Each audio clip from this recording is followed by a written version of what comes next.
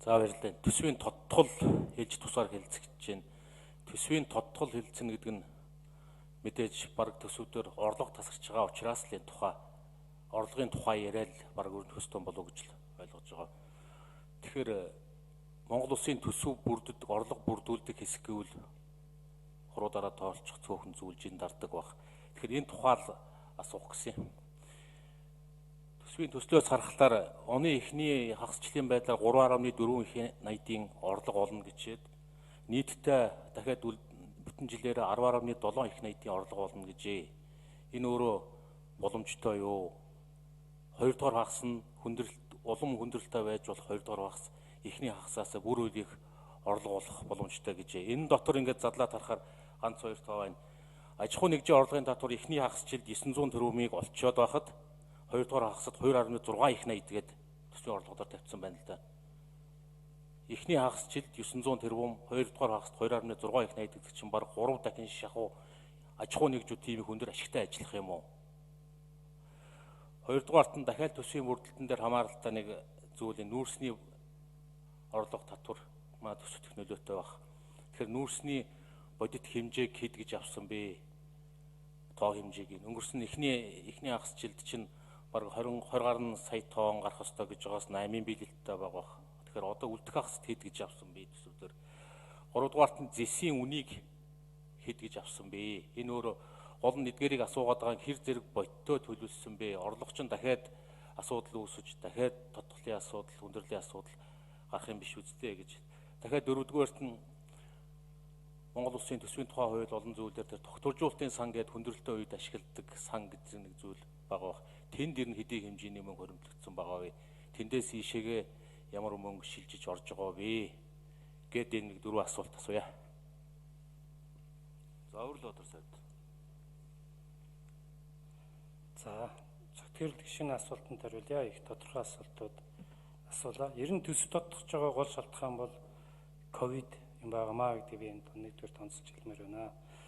За ер нь бол зөвхөн гişийн орлого бол Монгол Улсын төсвийн орлого бол хоёрдугаар хагастай ер нь нэлээд төлхөө орж ирдэг.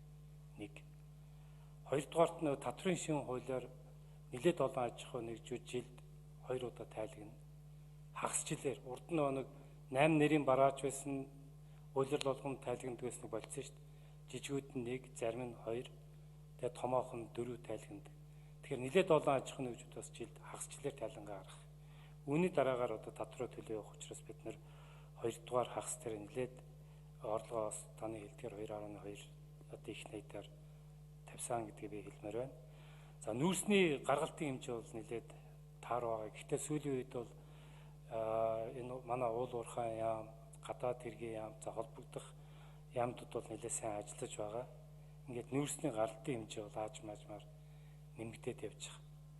Тэгээ бид нар төсөвтөр бол 25 сая тонноор одоо авсан байгаа. Тэгээ энэ дээр одоо 25 сая тонн нүүрс гаргахчвал ер нь нэлээд болчих болов. За ер нь сүүлийн хэсгүүдэд өдөрт нь 2000 орчим машин гаргах бол зүгээр байна гэдэг ийм байдлаар бол бас шахаж ажиллаж байгаа гэдгийг бол хэлье.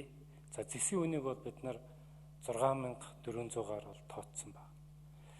Яагаад гэхээр энд дэлхий дээр зэсийг гол нийлүүлдэг байгууллага нь улс нь бол Латин Америк байдаг. Ингээд Перу, Чили хоёрт бол коронавирус нэлээд маш нэлээд хүчтэй тархаж байгаа.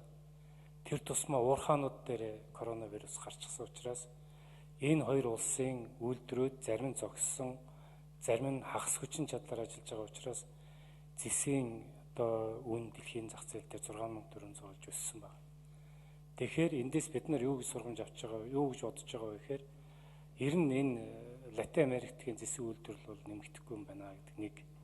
Хоёрдугаар дотооддоо бид нар одоо сангийн амны зүгээс энэ зэс үйлдвэрлэдэг компаниуд руу бас дотооддоо юмыг гэж мэдгүй коронавирус одоо алдахгүй байх чиглэлийн одоо бичгүүдийг одоо хөргүүлсэн байгаа. Улсын онцгой комисс руу хөргүүлсэн байгаа. Экспортынхаа зах зээл дээр бид нэр хэлээд онцгой анхаарал тавьж ажиллах хэрэгтэй байна гэж одоо үзэж байгаа гэж хэлье. Баярлалаа.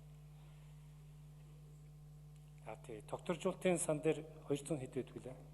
150 тэрбум төгрөг байдаг тогтворжуулалтын сан бол эргээд төсвийнхаа алдагдлыг нөхөдөө зарцуулагдаа явдаг хууль эрх зүйн зохицуулалтаа ингээд 149.7 тэрбум төгрөг, 150 тэрбум төгрөг гэж тооцож байна.